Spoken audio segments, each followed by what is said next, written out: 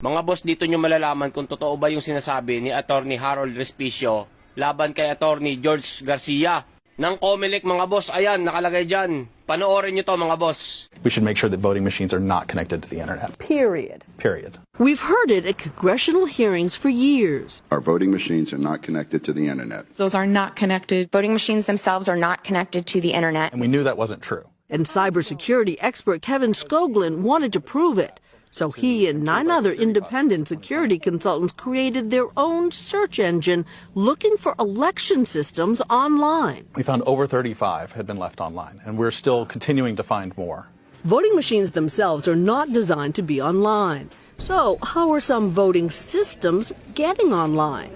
We got a first-hand look when we visited ES&S, the largest manufacturer of voting machines, and talked to CEO Tom Burt. Okay, why is there a Sprint thing here and a Verizon thing here? There's a small percentage of jurisdictions in the country, a lot of them are in Florida, who have decided that they want to modem unofficial results to the election office. You know, you do wonder sometimes whether or not our thirst for quick results sometimes may be interfering with our thirst for accurate results. You know, Cynthia, that's not my place to judge that one. Again, these jurisdictions have a need for that. ES&S insists while there are 14,000 of its modems in use, there are firewalls separating those modems from the public internet, and that the modems are turned on for just seconds. But Skoglund says that's not enough. We're seeing Illinois and Michigan. Last summer, Skoglund's team found ES&S voting systems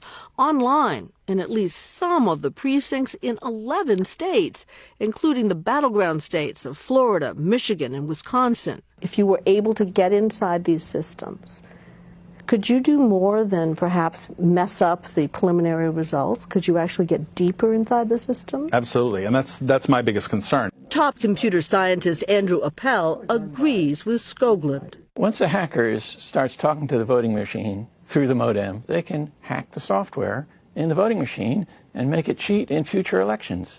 In August, Skoglund took his results to election officials and the press, assuming the systems will get taken down. We were astonished when he showed us some of those systems are still online.